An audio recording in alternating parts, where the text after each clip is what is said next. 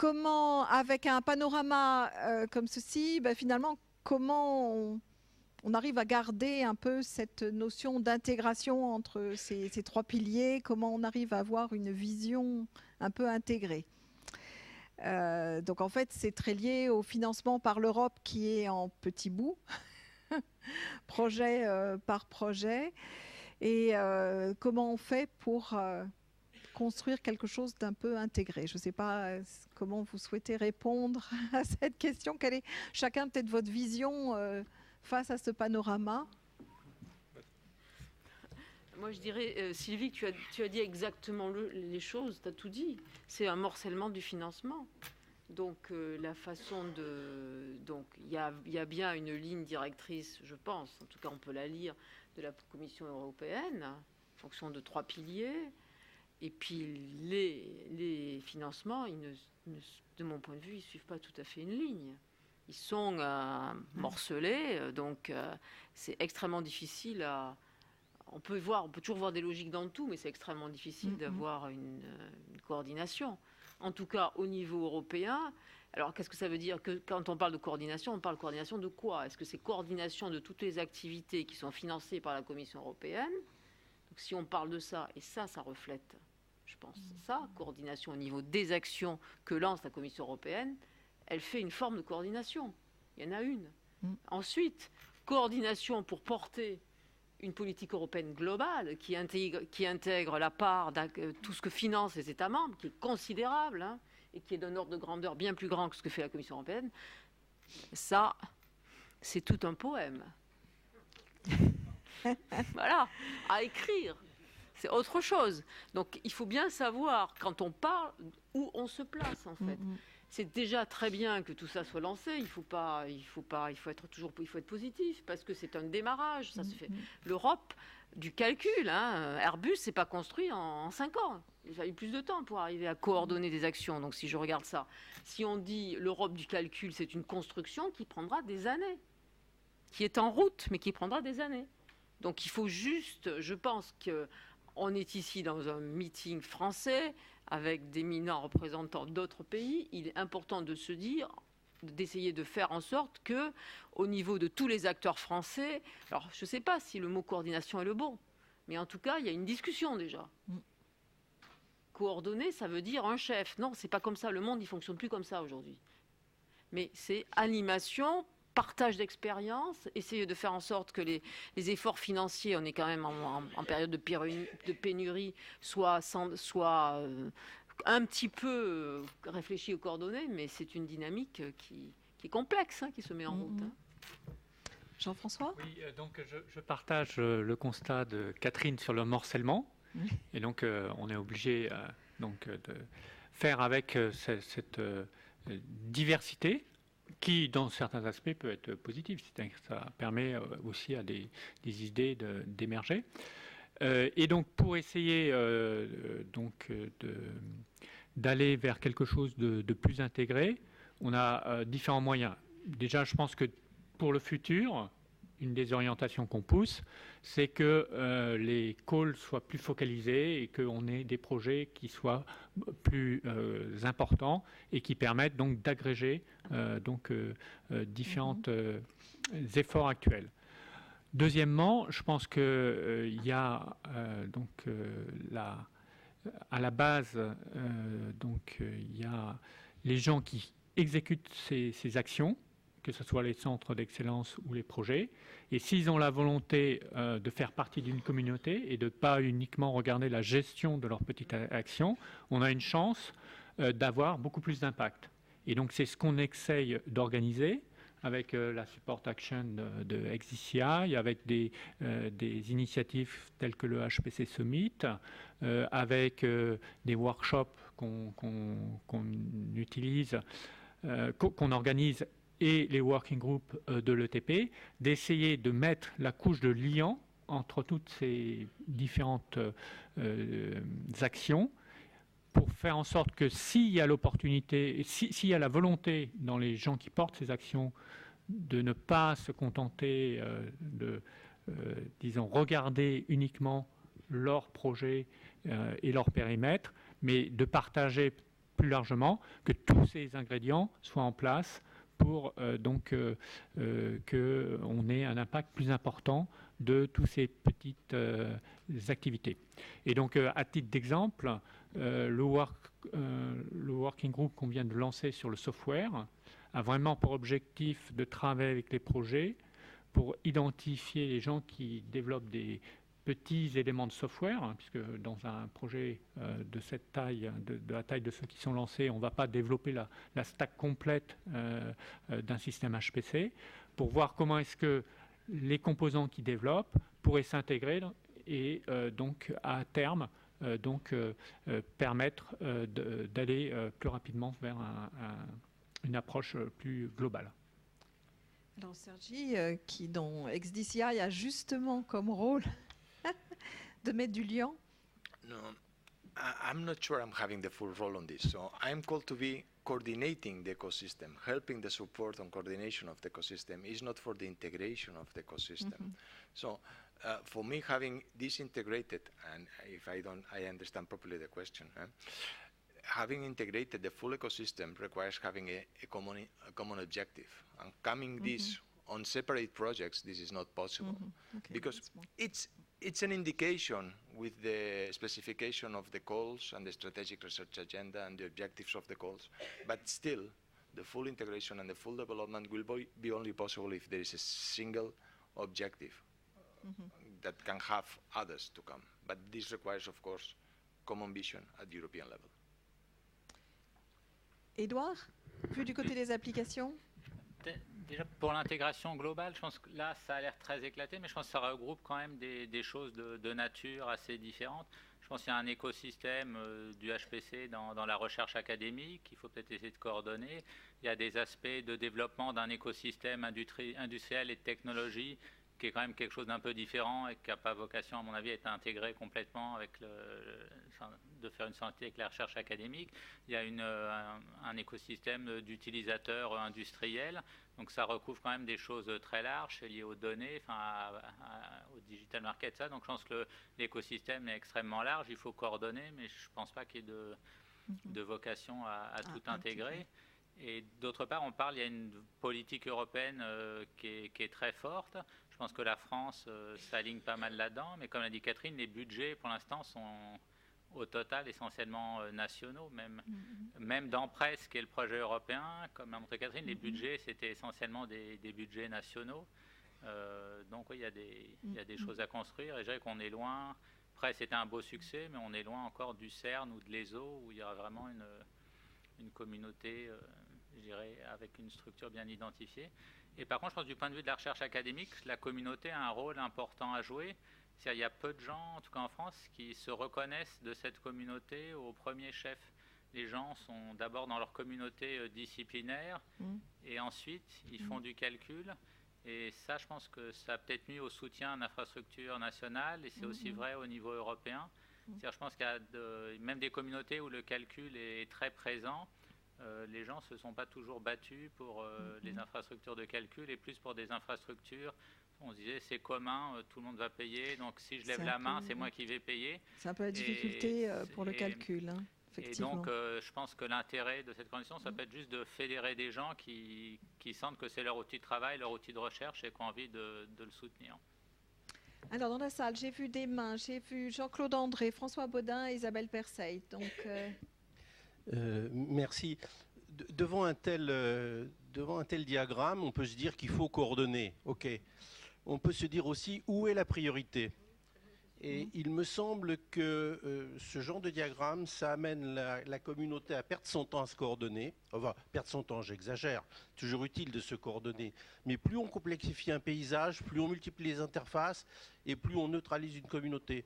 Or, moi, ce matin, j'étais extrêmement perturbé par la présentation de Catherine. Non pas par ta présentation elle-même, qui était parfaite, Catherine, mais par le message qu'elle transportait, qui est que presse, danger.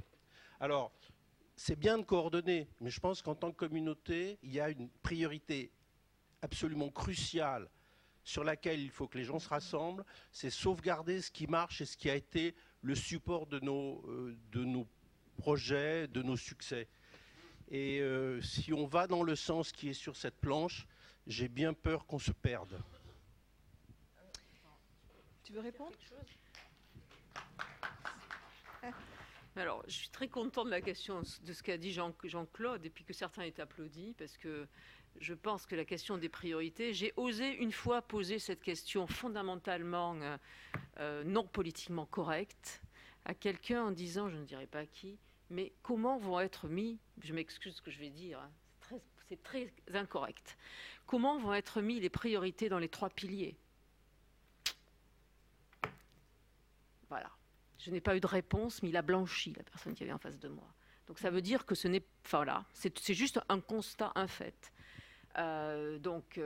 C'est une vraie difficulté qu'on a, qu'il y a. Price a été un succès. Bon, j'ai pas voulu dire que c'était en danger. Je pense que c'était un tournant. Façon positive de dire un petit peu, une chose un petit peu qui ressemble quand même. Mais c'est vrai qu'il ne faut pas que ce soit... C'est 2 choses différentes. La Commission ne sait pas financer une infrastructure de recherche, même si elle affiche que sa politique ne peut pas faire sans infrastructure. C'est un vrai problème, qui est un problème qui ne se règle pas ici, qui se règle au niveau des structures politiques de l'Europe, qui sont les États membres qui doivent monter au créneau pour le dire. C'est un vrai problème qui est là, et qui est là pour les prochains mois à venir aujourd'hui. Donc merci Jean-Claude pour ton intervention. Et effectivement, et puis préparer les applications si on n'a pas d'accès à des moyens de calcul, ça n'a pas trop de sens. Et en même temps, si on ne prépare pas les technologies du futur non plus. Enfin, il y a l'ensemble. Oui. Il y a l'ensemble des 3 piliers à un sens. Et effectivement, si ça marche que sur 2 pieds, ça va peut-être pas marcher de la même façon. François? Oui, j'étais intrigué par l'articulation entre Price et l'autre initiative luxembourgeoise. Et voilà. Alors, là, Qui s'y colle? Je vais aussi répondre en tant que représentante française au Conseil de Price, parce que c'est une discussion qu'on a eue au niveau du dernier Conseil de Price. Donc, IPCEI, c'est une initiative d'État. Hein, donc voilà, c'est une initiative d'État, c'est quelque chose qui peut être fait. Price, c'est une infrastructure qui est portée par des États membres. On nous a demandé au niveau de la France, hein, est membre de Price et Austin Member, donc membre important, et a signé cette initiative. Donc moi, ce qu'on m'a posé comme question, y a-t-il une incompatibilité entre les deux? Y a-t-il un danger pour l'un ou pour l'autre? Non, ce n'est pas du tout d'incompatibilité entre les deux. IPCEI, c'est une façon d'avoir des financements, c'est un outil qui peut permettre d'avoir d'autres types de financements qui, pour les avoir, nécessitent d'avoir 3 pays minimum, un certain nombre de contraintes. En fait. Donc, ce n'est pas 2 choses qui sont complémentaires, qui sont en opposition. En tout cas, aujourd'hui, ça ne l'est pas. C'est 2 choses qui peuvent être complémentaires. Attends, quand tu dis d'autres types de financements, parce que les financements, les pays, c'est le même financement. Non, c'est un moyen, en fait. C'est un moyen c'est un moyen. Les conditions d'implémentation, on ne les connaît pas bien encore. Peut-être que Sergi, perhaps about IPCEI, you have more information than me, but we didn't know exactly how to implement this initiative, in fact, and this is clearly a challenge for the future. But this is a possibility. I think it's very important that some states, member states, as Italy, Spain, and France, decide that it's important. But how to implement it, we will have information the next month. I hope that. Thank you. And she changed to English for making sure I understand. So, as I said on my previous answer, working together with a single objective it's important. Luxembourg, for some reason, was pushing for developing HPC and data ecosystem. And in this, it's including the development of technology, for developing own technology, European technology, to provide service with infrastructures, but including science and industry, as I catch from Edward, and also pilots. But this is including as well service for the administration. So they are planning to include all together. So trying to create a single objective to move. So of course this is not opposite to PRAISE. So PRAISE can be part of this full initiative. providing service to industry. Praise is not part of, it's providing service to science. So it's compatible. Praise can be extended, then praise can take this part. The financing, I am not economist. How do you generate money? I take my credit card, I go to the bank, I try the PIN, and I get the money. I think one of the problems is also the fact that the money is, let's say, split. It's scattered. And so one of the objectives of IPCI is to give the means of the people who will drive it, so mainly the member state and the European Commission, to aggregate the money they have this single objective and to use this money for this single objective. For the Commission, it's very difficult to use Horizon 2020 funds with structural fund and national funding. We have seen in the past, let's say, example of European funding and national funding in GTIs, but it's a very complex machinery. With XDCI, I think the objective will be to be IPCI, yes. Yeah. The objective will be to, let's say, facilitate the aggregation of money, and it will, for sure, it will not be new money, but we can take part of Horizon 2020, structural fund, national fund, and use that for a single purpose. Okay. IPCEI is not an acronym that's invented for this HPC. So it's, it was already existing, and it's a mechanism that allows that member states are doing things that are, in some cases, not permitted by the legislation, like aggregating money of structural funds on different sources in the same topic. Okay. Okay. So, Isabelle, tu avais une question? It's a naive question. I think that the issue has been already raised with cloud computing and big data, and I think that the responsibility is to DG Connect, which is the instance at the European Commission, which is mostly gathering the money by domain, because people can submit to HPC calls and both to I don't know, to the domains called biology, for instance. Donc, attends, quelle est exactement ta question en fait? C'est un commentaire plus une question? Ah, le problème de responsabilité, enfin le fait que ces aspects HPC sont très poussés par DG Connect, alors qu'en fait derrière il y a des thématiques et que les thématiques, est-ce que on ne devrait pas avoir une implication plus forte des thématiques aussi pour pousser ces enjeux? C'est un peu ça que tu veux dire alors la partie infrastructure, c'est la partie recherche infrastructure de DG Recherche. Si j'ai bien compris la question, c'est un commentaire sur le fait que on a d'un côté de l'argent qui est donné à, disons, Excellence of Science de la DG Connect pour le HPC, de l'argent qui est donné aux télécoms de la DG Connect sur donc le cloud. Une troisième direction de la DG Connect a de l'argent pour le big data. Et à côté, on a même des autres DG qui ont de l'argent pour financer des actions, disons, thématiques sur la biologie, la médecine, l'aéronautique, et que globalement, on pourrait essayer d'agréger tous ces ensembles-là pour faire des projets de plus grosse ampleur.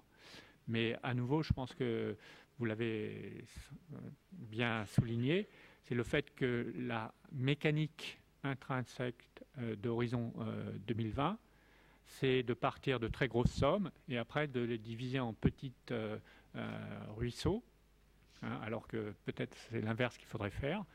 Et la physique, généralement, fait l'inverse. Et donc, à la fin, chaque responsable de son programme a un petit montant qu'il doit dédier à son périmètre.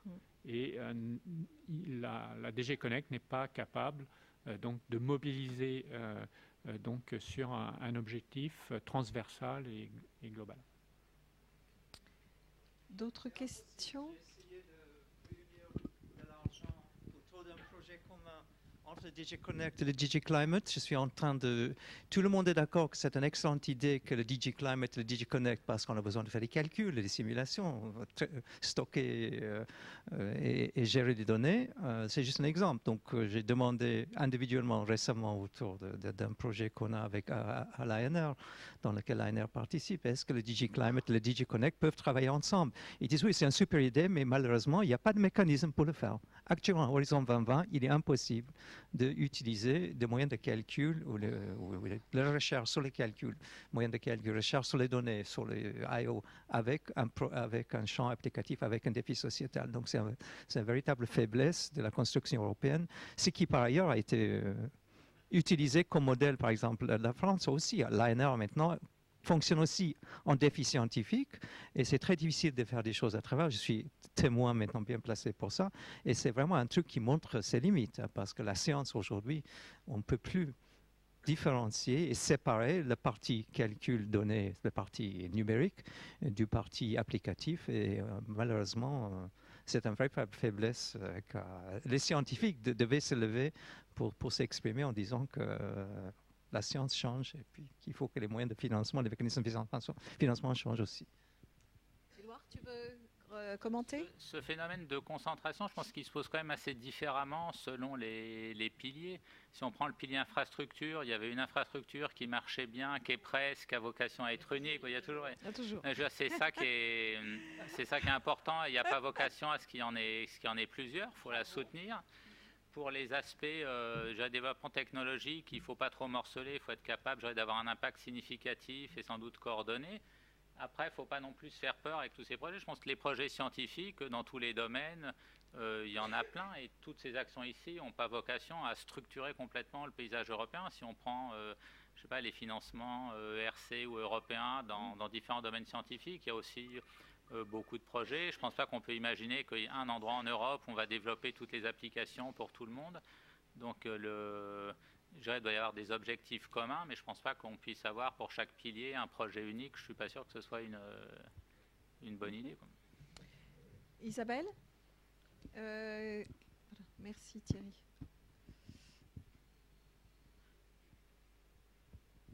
Je suis assez d'accord avec toi.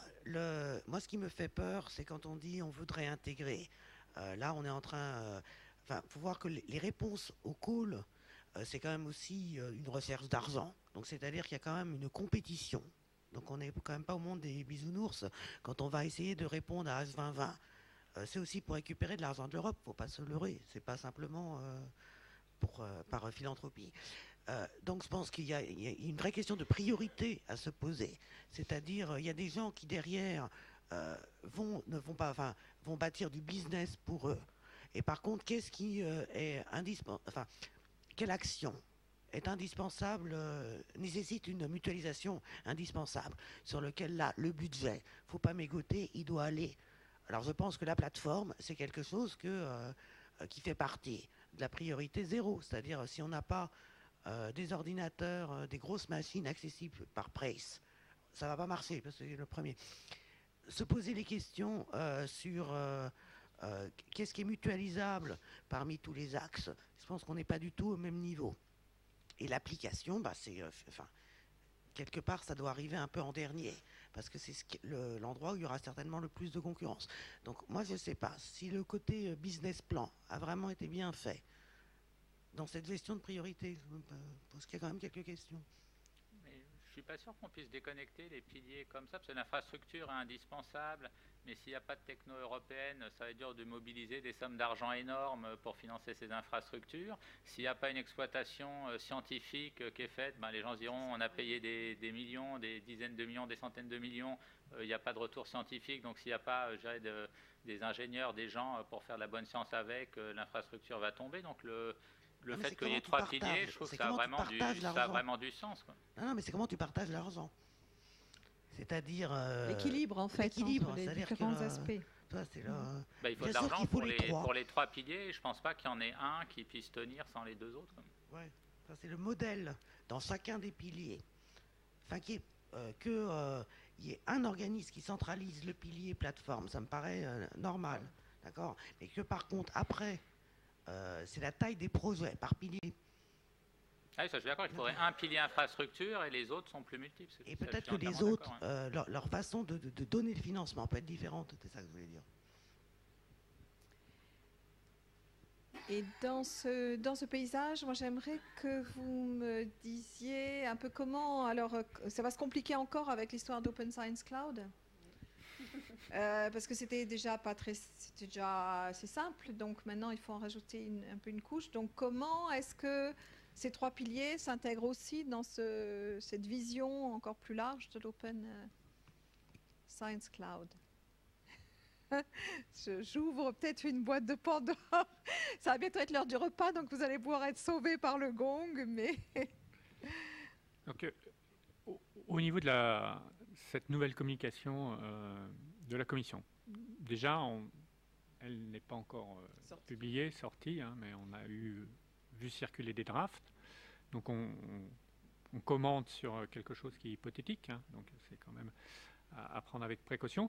Mais donc je pense que la Commission, dans cette communication, réaffirme l'importance de ces trois piliers. Hein, et que au niveau du pilier infrastructure, elle se dit il faut faire un effort pour l'HPC, mais également un effort pour les data. Et donc avoir cette dimension data en plus de la dimension HPC, et donc essayer de voir comment est-ce que on peut mettre en place quelque chose qui couvre les deux aspects. C'est ma vision aujourd'hui de l'analyse que fait la Commission. Elle ne revient pas sur l'importance des trois piliers. C'est plutôt d'ouvrir. Voilà, la problématique des données dans le domaine qui est aujourd'hui couvert. D'autres commentaires dessus ou pas vraiment?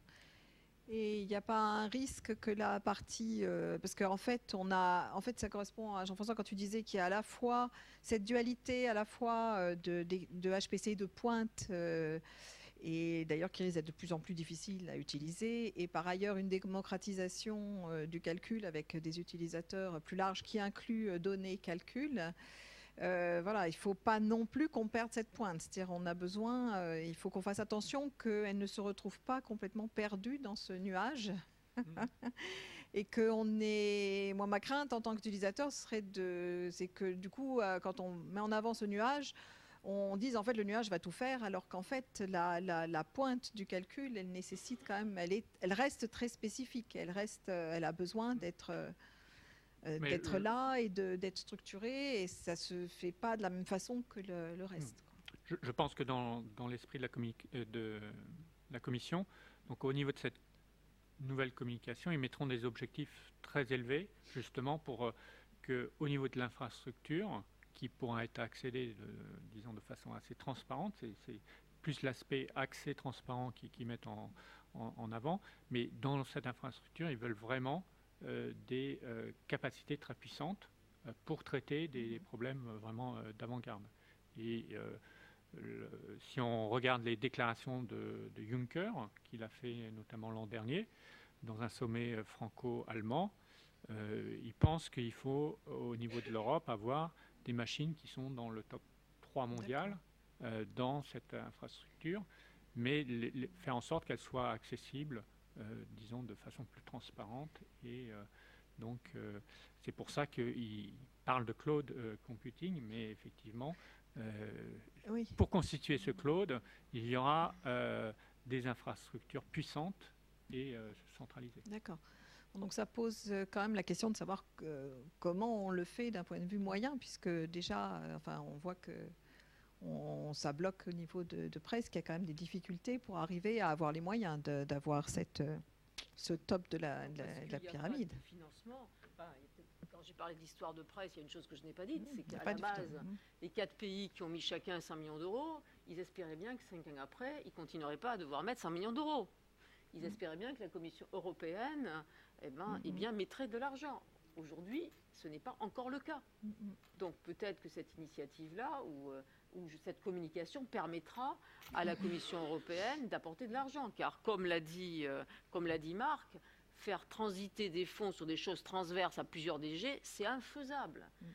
Price sert qui? Price sert toutes les autres DG, sauf DG Connect, et elle est cataloguée dans DG Connect. Donc nous sommes sur un problème qui est très très mal posé quand même, d'entrée. Voilà, donc la question c'est exactement celle-là. 100 millions d'euros mis par les Espagnols, les Italiens, les Allemands et les Français, c'était le pari de démontrer l'importance d'une telle infrastructure pour que 5 ans plus tard, eh bien, la démonstration soit faite, et elle soit faite et dire maintenant on a fait le boulot initial, hein, maintenant tout le monde paye. Donc nous en sommes là aujourd'hui. Donc c'est toujours pareil dans les négociations, je dis toujours que c'est les 10 derniers % du temps qui sont les plus difficiles. Nous sommes là. Surtout que les communications, il y a déjà eu celle en 2012. Enfin, je veux dire, il y a déjà eu des communications. On a déjà dit que le calcul de pointe était nécessaire. Et donc, une communication, ça n'amène pas nécessairement... Enfin, ça ne se met pas nécessairement sous forme d'argent directement. Ça prend un peu de temps, Sylvie. Bon, bah, écoutez, on va arrêter là. Je vous remercie à tous les 4 et puis à la salle.